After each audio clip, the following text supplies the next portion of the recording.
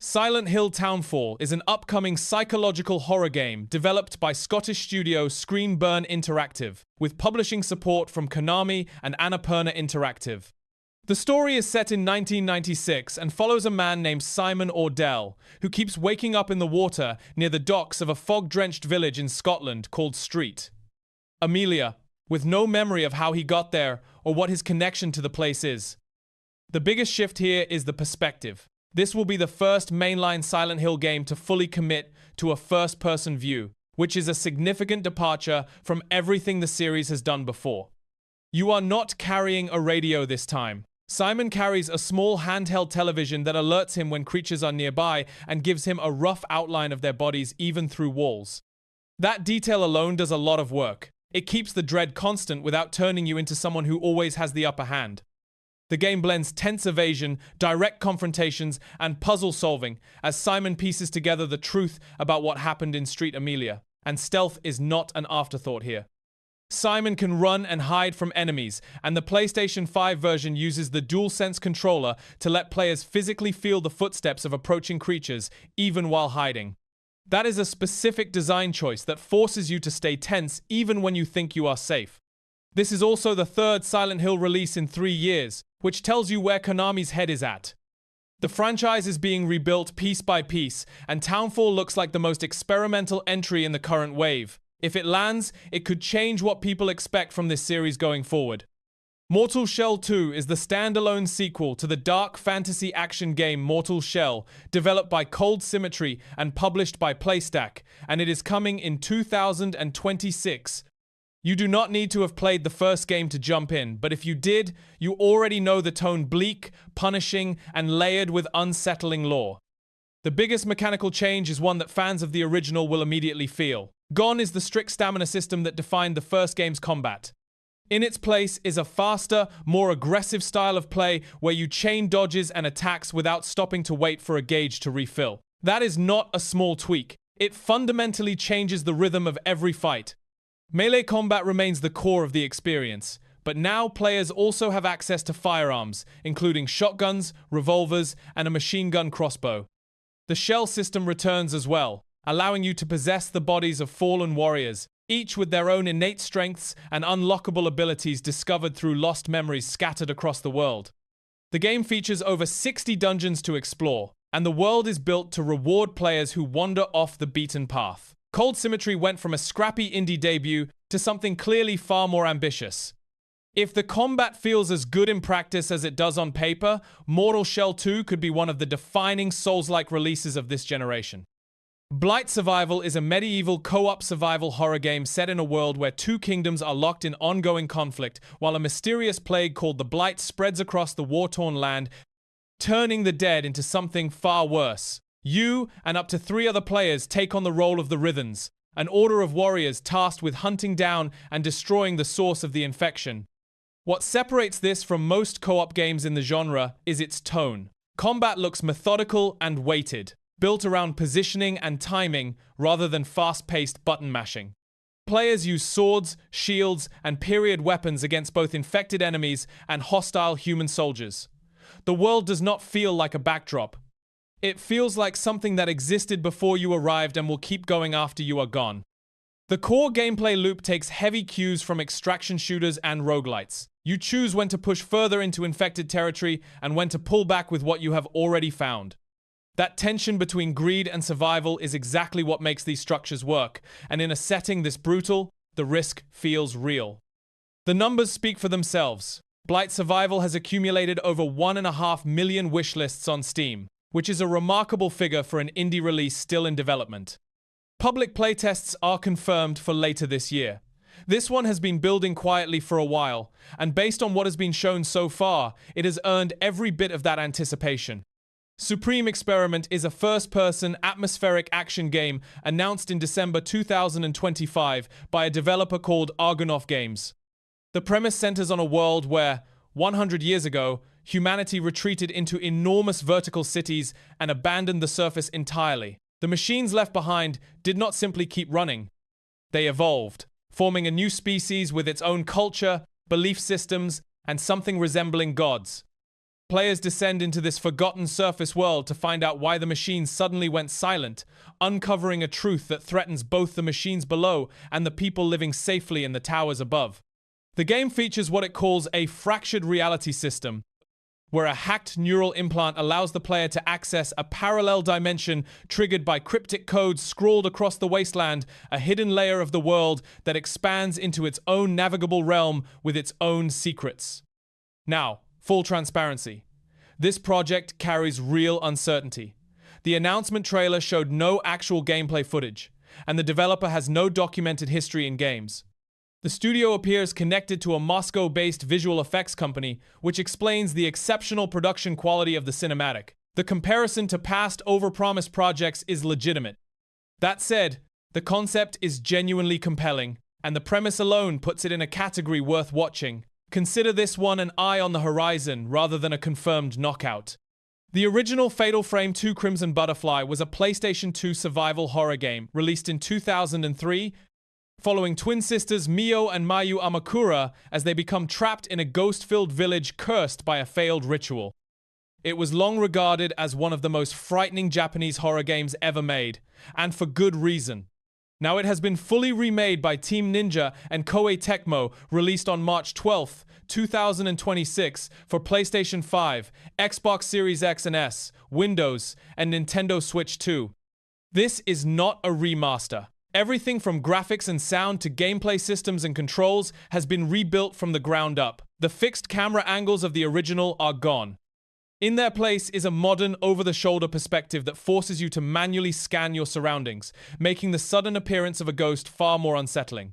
The camera obscura, the signature weapon of the series that requires you to photograph spirits to defeat them, returns with new depth. New features like focus, zoom, and filter switching have been added, with different filters serving distinct functions in both combat and exploration. A new stealth system built around crouching and manually turning off your flashlight has also been introduced, making it possible to avoid or sneak up on certain enemies, rather than engaging everything head-on. A new mechanic allowing players to hold hands with Mayu has also been added, letting players feel the bond between the sisters in a more direct way throughout the story. It is a small detail that carries real weight in a game where that relationship is the emotional core of everything. The remake is already out. If you have never played the original, this is the version to start with. Here is the second batch, no sources. Directive 8020 is a cinematic sci-fi survival horror game developed by Supermassive Games, the studio behind Until Dawn and The Quarry, and it is the fifth entry in the Dark Pictures anthology. It launches on May 12th. 2026 for PlayStation 5, Xbox Series X and S, and PC. Earth is dying, and humanity has pinned its hopes on a distant planet called Tau Ceti F, 12 light-years from home. A colony ship called the Cassiopeia is sent to survey it. The mission goes badly. The ship crash lands, and the crew quickly discovers they are not alone. What is hunting them is an organism capable of mimicking the people it kills, which means trust becomes just as dangerous as the creature itself. The game stars Lashana Lynch as Brianna Young, the ship's pilot, and one of 5 playable characters. Every one of them can die permanently based on the decisions you make, and the branching storyline can lead to drastically different outcomes depending on how you play. Supermassive introduced a new feature called Turning Points, which allows players to rewind to a key moment and choose differently if they want, though a classic survival mode exists for anyone who wants no second chances. The gameplay sits somewhere between stealth and action. You have a flashlight, but enemies can spot the beam. You have a scanner that lets you detect electronics and distract creatures. You have a messenger for coordinating with your crew without making noise. Every tool has a purpose, and every encounter has consequences. This is the most ambitious Dark Pictures entry to date, and based on everything shown so far, it looks like a genuine evolution for the series. Subnautica 2 is the long-awaited sequel to the 2018 underwater survival game that became one of the most beloved entries in the genre. Developed by Unknown Worlds Entertainment, it is set on an entirely new alien ocean planet called Zazura, and is heading into early access in 2026. The core loop that made the original great is back. You explore, you gather, you build, you survive. What is new is the scope. The building system has been overhauled. There are entirely new biomes, from floating coral forests to deep trench landscapes. A new tool called the biosampler lets you extract genetic material from creatures and use it to physically modify your own biology, adapting to a world that was never built for humans to inhabit. For the first time in the series, you will not have to do it alone. Subnautica 2 supports up to 4 players in online co-op with full cross-platform play, while remaining entirely playable as a solo experience.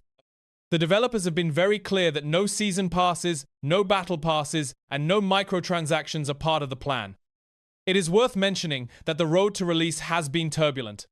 The original founders of Unknown Worlds were replaced by Krafton, the South Korean publisher behind the game, under circumstances that led to an ongoing lawsuit. A $250 million bonus dispute sits at the center of it. None of that has changed what is actually being built, and the game itself continues to generate serious excitement.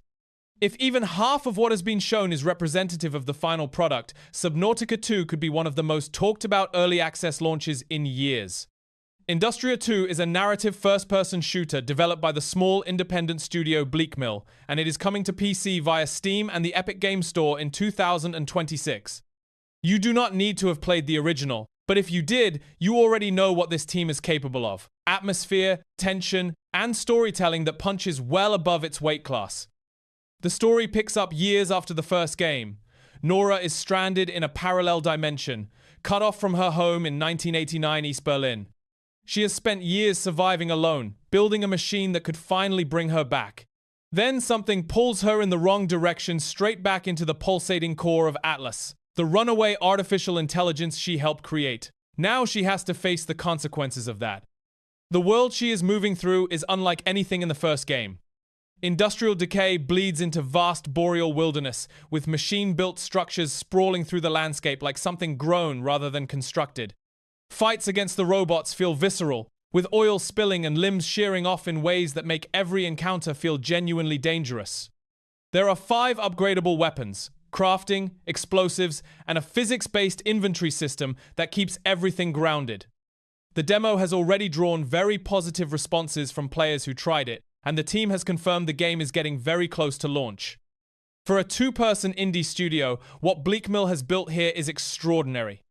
Liminal Point is an isometric psychological survival horror game developed by Hideworks, a 2-person indie studio, and it is targeting a late 2026 release across PlayStation 5, Xbox Series X and S, and PC. The story follows Lyra, a former rock star who receives a cryptic voicemail about the disappearance of her bandmate Mira. It leads her back to Ashen Point, a fog-covered island where her band's story ended in tragedy. What she finds there is not a mystery waiting to be solved. It is a place that has been taken over by creatures that should not exist, and an island that seems to be working against her. The influences here are immediately obvious. Resident Evil and Silent Hill are both named openly by the developers, and you can see it in the design philosophy. Fixed camera angles used deliberately to control what you see and what you cannot. Limited ammunition, a constrained inventory that forces you to make decisions about what you carry.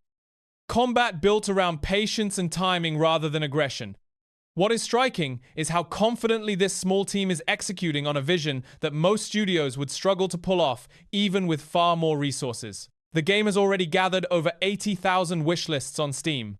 For a project from a studio of 2 people, that is a remarkable signal. If the final game delivers the atmosphere the trailers are promising, Liminal Point could easily sit alongside the best indie horror releases of this generation. The Sinking City 2 is a survival horror game developed by Ukrainian studio Frogwares, the team behind the original Sinking City from 2019 and the Sherlock Holmes series. It is targeting a first half 2026 release for PlayStation 5, Xbox Series X and S, and PC. The game is set in Arkham, the fictional Massachusetts city, from the works of H.P. Lovecraft during the 1920s, after a supernatural flood has driven out most of its population and filled the streets with eldritch creatures. You navigate the submerged city on foot and by boat, exploring abandoned mansions and half-drowned streets with no minimap and no handholding. This is a significant shift for Frogwares. The original Sinking City leaned heavily into investigation and detective gameplay. The sequel is built around combat and survival first, with the investigation layer becoming optional rather than central. Period-accurate weapons, resource management, and enemy encounters built around learning patterns and adapting are now the core of what you are doing. The investigation system still rewards players who engage with it, but it is no longer the engine that drives the whole experience. The fact that this game exists at all is worth acknowledging. Frogwares is based in Ukraine and has been developing this game throughout an active war. Power cuts from drone and missile strikes, team relocations, disrupted development cycles, the studio ran a Kickstarter specifically to build a financial safety net to ensure the project could survive those conditions. They reached their goal. The game is real, it is close, and given everything the team has had to work through to get here, that alone makes it worth paying attention to. Jurassic Park Survival is a first-person single-player action-adventure game developed by Saber Interactive, the studio behind World War Z. It is set one day after the events of the original 1993 film, and it is coming to PlayStation 5, Xbox Series X and S, and PC. You play as Dr. Maya Joshi, an InGen scientist who was still on Isla Nublar when everyone else evacuated. She did not make it out. Now she is stranded on an island full of predators with no rescue in sight. The team had access to original props and materials from the first film, and you can feel that in what has been shown. Locations you saw in the movie are fully recreated here, but the game also takes you to parts of the island that were referenced but never shown on screen. That alone opens up a lot of story territory. The gameplay draws obvious comparisons to Alien Isolation, and not without reason. You are not a soldier. You cannot shoot your way through a herd of velociraptors. The focus is on stealth, distraction, and knowing when to run. The raptors hunt with the same intelligence they showed in the film. You can be eaten by the Tyrannosaurus Rex. There is no safety net. What the team is clearly trying to do is treat this as a proper continuation of the original film rather than a tie-in product, and the level of care in what has been shown so far supports that. If Saber Interactive can deliver on the atmosphere the trailers are promising, this could be the Jurassic Park game fans have been waiting 30 years for. Clive Barker's Hellraiser Revival is a first-person survival horror action game developed and published by Saber Interactive, and it is launching in late 2026 for PlayStation 5, Xbox Series X and S, and PC. This is the first standalone video game in the entire Hellraiser franchise. The story follows a man named Aiden, who opens a mysterious puzzle box called the Genesis Configuration and inadvertently sets off a chain of events that pulls his girlfriend Sunny into the labyrinthy otherworldly hellscape ruled by the Cenobites. To get her out, he has to make a bargain with Pinhead, and everything that follows is the consequence of that deal. Clive Barker himself was involved in the story from the very beginning. The game draws primarily from the first two films in the franchise, not as a direct sequel, but as a new story built from the same mythology. And Doug Bradley, the original Pinhead from the first 8 films, returns to voice the character here. That casting decision matters more than it might seem. There is a specific dread attached to that voice that no replacement has ever quite replicated. Combat is built around a combination of the Genesis configuration's unique abilities and conventional weapons. Blunt weapons crack through armor. Bladed weapons work better against unprotected enemies. All melee weapons eventually break. Stealth is an option when it fits. The game does not shy away from what it is. The content is brutal, deliberate, and unapologetically adult. For a franchise that has spent years producing diminishing sequels, this could be the serious treatment Hellraiser has always deserved. Cinder City is a large-scale, third-person MMO tactical shooter developed by Big Fire Games and published by NC Soft, the South Korean studio behind Lineage, Blade, and Soul, and Guild Wars. It is heading to PC, PlayStation 5, and Xbox Series X and S in the second half of 2026. The game is set in a post-apocalyptic version of Soul in the 23rd century. Something has gone catastrophically wrong. The city is overrun by a combination of grotesque mutant creatures, corrupted soldiers, and massive mechanized threats that demand a different strategy for every encounter. At its core, the story is built around one driving motivation: finding your missing daughter. That personal thread runs through everything. Players choose from 9 hero archetypes, each with their own campaign arc and distinct playstyle. The world is a seamless open environment filled with rooftops to traverse by jetpack, streets to tear through on armored bikes, underground facilities, and wide-open combat zones where giant mechs require full squad coordination to bring down. On the multiplayer side, the customization options go deep, and the game is built to support both solo runs and co-op squads. It is worth being honest about where this game currently stands. Hands-on impressions from Gamescom were mixed, with frame rate issues and combat that felt closer to standard than exceptional. But this game was shown in a very early state, and NCSoft has a long track record of delivering polished final products from rough early builds. The concept is ambitious, and the scale is genuinely impressive. Whether it lives up to that ambition on release is the question worth watching. Judas is a first-person narrative shooter developed by Ghost Story Games, founded and led by Ken Levine, the creative director behind System Shock 2, BioShock, and BioShock Infinite. It has been in development for nearly a decade, and it is expected to release sometime in 2026 for PlayStation 5, Xbox Series X and S, and PC. The setting is the Mayflower, a generation ship carrying the last remnants of humanity to Proxima Centauri after Earth becomes uninhabitable. Three figures run the society aboard the ship. Tom, who wants to preserve humanity as it is. Nefertiti, his wife, who wants to transform humanity into something beyond human. And Hope, their daughter, who wants to erase herself entirely. Computers manage every resident. You are Judas, a woman who has broken free of that conditioning and sparked a revolution. You are not welcome on this ship, and now you have to survive it. The central design idea Levine calls narrative Lego. The three main characters observe how you play, how you treat them, and each other, and they react to all of it. Favor two of them, and the third becomes your villain, gaining new powers specifically designed to disrupt your goals. You cannot keep everyone happy. The game will reach a point where a choice becomes unavoidable, and whoever you push away will make sure you feel it. The Mayflower itself also shifts over time in response to your decisions, meaning no two playthroughs will feel identical. It is a traditional single-player game with no live service components and no monetization. You buy it and you get the full experience. After 12 years of silence from Levine, that alone is enough to make this one of the most anticipated releases in recent memory. Valor Mortis is a first-person Souls-like action game developed by One More Level, the studio behind the Ghost Runner series and published by Lyrical Games. It is coming to PlayStation 5, Xbox Series X and S, and PC in 2026. The setting is an alternate 19th century Eastern Europe during Napoleon's endless conquest. A mysterious substance called nephtoglobin has swept across the continent, turning fallen soldiers into something far worse than dead. You play as William, a British soldier in the Grande Armée, who dies on the battlefield and wakes up resurrected by that same substance, with its corrupting power running through his veins and his former comrades now hunting him as enemies. The combat formula is a three-way mix of melee, ranged weapons, and supernatural abilities called transmutations. A parry system sits at the heart of every fight, and the game rewards patience and timing far more than aggression. The level design takes heavy cues from the Metroidvania format, meaning new abilities you unlock will open paths and shortcuts you could not access before, rewarding players who go back and explore.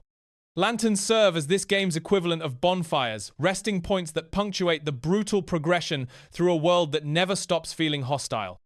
One More Level ran a public playtest before launch, which produced over 515,000 player deaths. That number is not a criticism. In the Souls-like genre, a high death count means the difficulty is landing exactly where it should. The team has taken the feedback seriously and adjusted combat readability, audio cues, and defensive mechanics based on what players reported. This is a studio that knows how to build a first-person experience, and they are applying everything they learned from Ghost Runner to something far darker and more deliberate.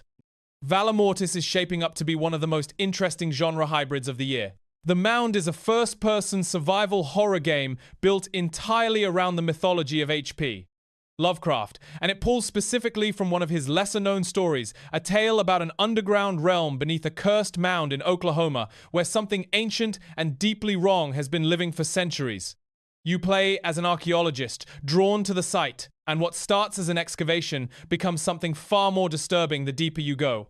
The world you descend into is not just dangerous. It is designed to erode your sense of reality. The game leans into cosmic horror, the way it was meant to be used, not as a backdrop, but as a philosophy. You are not fighting something you can defeat. You are confronting something that does not even register your existence as relevant. The atmosphere is the entire product here. Narrow underground corridors, dim lighting, sounds that do not have obvious sources, and an environment that keeps shifting in ways that suggest the place has its own rules. The game has gathered a dedicated following on Steam, sitting comfortably on most wish lists among fans who have been waiting for a Lovecraft adaptation that takes the source material seriously rather than just borrowing the aesthetic. This is the kind of horror that works best when you cannot fully see what is threatening you. If the final game delivers on the dread its trailers are building, The Mound could be one of the more quietly devastating horror experiences of the year. Ontos is the next game from Frictional Games, the studio that created Amnesia, The Dark Descent, and Soma, and it is already one of the most anticipated horror releases in years based on that pedigree alone. This is their longest development cycle to date, and they have described Ontos as the most ambitious thing they have ever attempted. You play as Aditi Amani, a woman invited to a lunar hotel called Samsara after receiving a message about her estranged father. Samsara was built on top of a failed mining colony buried beneath the moon's surface. Whatever went wrong down there did not stay buried. What Aditi finds when she arrives is not a hotel. It is something that has been growing in the dark for a very long time. Frictional has said directly that where Soma explored consciousness and identity, Ontos does the same thing with the nature of reality itself. That framing alone tells you what kind of horror this will be. Not creatures jumping at you from around corners, something far more unsettling sitting underneath every interaction, every room, every conversation. The kind of horror that makes you question what you are looking at before it makes you afraid of it. The trailer already drew comparisons to PT for its atmosphere and first-person tension. The image of a rat built from circuit boards became one of the most discussed visuals from any horror announcement in recent memory. No release date has been set yet, but Frictional has never released a bad game. Ontos is the definition of a project worth tracking from the moment you first hear about it. OD is a horror project from Hideo Kojima, the creator of Metal Gear Solid and Death Stranding, developed in collaboration with Xbox Game Studios and co-written with Jordan Peele, the director behind Get Out, Us, and Nope. Kojima has described it as a game, a movie, and something that has never existed before, all at the same time. He is not being hyperbolic. Based on everything that has been shown, this is not a conventional piece of interactive entertainment. The project is structured as a horror anthology. Kojima has confirmed that multiple directors are involved, each tackling a different form of fear. He has referred to the creative team as the Avengers of Horror. Peele handles one chapter. Kojima handles another, specifically built around his personal fear of knocking sounds. The second teaser, released in 2025, showed actress Sophia Lillis performing a candle ritual in an empty room before something begins knocking from behind a door. The first-person perspective and the suffocating atmosphere immediately drew comparisons to Kojima's cancelled project PT, which still stands as one of the most influential horror experiences ever made. The cast includes Sophia Lillis, Hunter Schafer, and the late Udo Kier in what will be a posthumous performance, as Kier passed away in November 2025 before he had the chance to shoot his scenes. Filming was also delayed by the SAG-AFTRA strike that ran through much of 2024 and 25, which means a release date is still not confirmed. This is the most uncertain entry on this entire list. There is no release window, no gameplay footage, and no traditional game structure to point at. What there is instead is Hideo Kojima at his most experimental, Jordan Peele at his most ambitious, and a premise designed specifically to make you afraid of something you cannot name yet. That alone puts it in a category nothing else can touch.